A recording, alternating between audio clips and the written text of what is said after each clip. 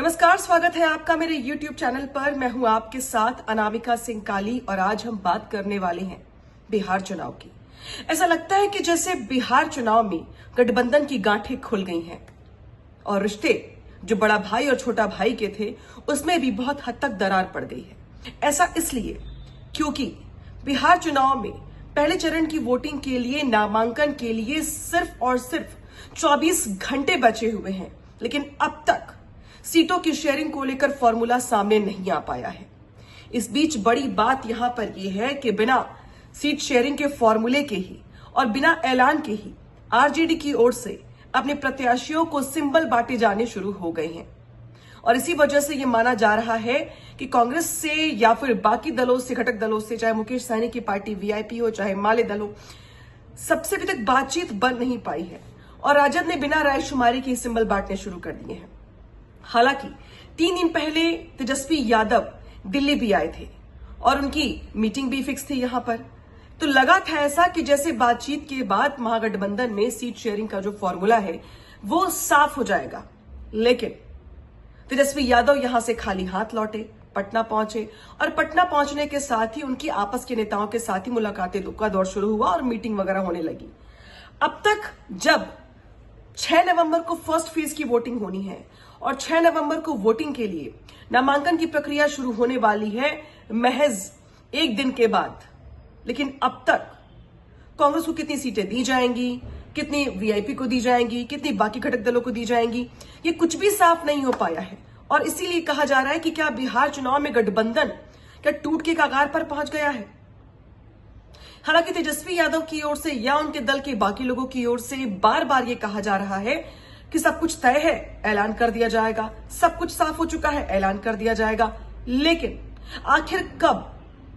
क्योंकि नामांकन की प्रक्रिया से पहले तमाम प्रत्याशियों के पास पार्टी का सिंबल होना जरूरी है और ऐसे में जब सीटों की शेयरिंग को लेकर ना ही प्रेस कॉन्फ्रेंस हुई है, ना ही ऐलान किया गया है, ना ही कोई ऑफिशियल स्टेटमेंट निकल के सामने आया है, तो क्या यह मान लिया जाए कि सीट शेयरिंग को लेकर के अभी भी पसोपेश की स्थिति बनी हुई है। हालांकि बीते दिनों हमने यह भी देखा था कि आरजेडी के सांसद मनोज झा और कांग्रेस के सांसद इमरान प्रतापगढ़ी की ओर से सोशल मीडिया एक्स पर शायरी के जरिए वार पलटवार चल रहा था। एक तरीके से जो अंदरूनी कलेश चल रहा है टिकटों को लेकर के वो दिख रहा था उससे। तो उससे एक बात तो साफ है कि सीटों को लेकर अभी तक रायशुमारी नहीं बन पाई है, आम सहमति नहीं बन पाई है। लेकिन जिस तेजी के साथ वक्त निकल रहा है, प्रत्याशी भी कंफ्यूज हैं कि वो तैयारी करे तो किस बिहाफ पे करे, नामांकन करना है कि नहीं करना है, नामांकन को लेकर तैयारी करे या फिर ना करे। तो क्या ये मान लिया जाए कि पहले ही बिहार चुनाव की लड़ाई के पहले ही पायदान पर एनडीए ने महागठबंधन को झटका दे दिया है, क्योंकि एनडीए की ओर से सीट शेयरिंग का फॉर्मूला साफ हो चुका है। इसी के साथ साथ यहां पर जो फॉर्मूला साफ हुआ है उसमें तो भले ही कुछ सीटों को लेकर के नाराजगी का दौर चल रहा हो, लेकिन मोटे तौर पे सब कुछ क्लियर है। और अब भले ही एनडीए में अभी भी कुछ सीटें ऐसी हों जिसमें जीतन राम मांझी नाराजगी जाहिर कर रहे हों उनकी ओर से, चूंकि 15 सीटें मांगी गई थी, उन्हें 6 पे ही संतोष करना पड़ा। कुछ ऐसा ही हाल उपेंद्र कुशवाहा का भी है और जिन्हें कम सीटें दी गई उम्मीद से, वो भी थोड़े खफा से है, लेकिन खुलकर कुछ सामने नहीं आ रहा है। खुल करके इतना दिखाई दे रहा है कि फिलहाल एनडीए में सीट शेयरिंग लगभग तय हो चुकी है और बहुत जल्द जो नामांकन की प्रक्रिया है वो यहां पे शुरू होने वाली है।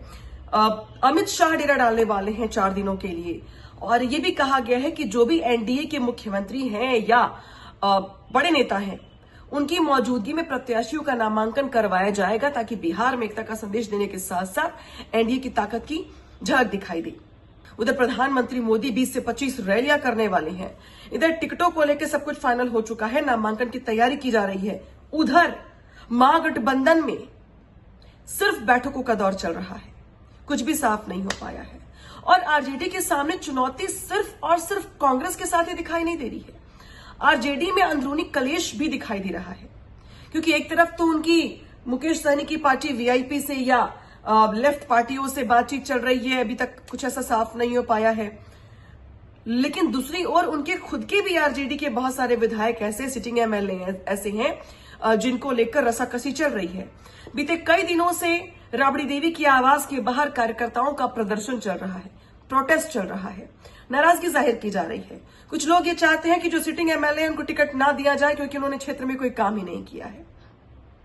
तो वहीं दूसरी ओर कुछ नेताओं के कार्यकर्ता टिकट देने की मांग कर रही हैं और अब तक आरजेडी की ओर से 84 ऐसे प्रत्याशी हैं आरजेडी के जिनको सिंबल दे दिए गए हैं। बाकी को लेकर भी कंफ्यूजन बरकरार है। इसी वजह से महागठबंधन में अभी भी कंफ्यूजन है और ये तो हाल तब है जब अभी फर्स्ट फेज के नामांकन को लेकर तारीख बहुत नजदीक आ गई है। हालांकि बहुत सारे डॉक्यूमेंटेशन का भी काम होता है, लेकिन फिर भी अभी तक कुछ साफ नहीं हो पाया है। ऐसे में देखना यह होगा कि नामांकन के दिन तक क्या आरजेडी में या महागठबंधन में टिकटों को लेकर पशुपेश कुछ साफ हो पाता है, तय हो पाता है या फिर नहीं।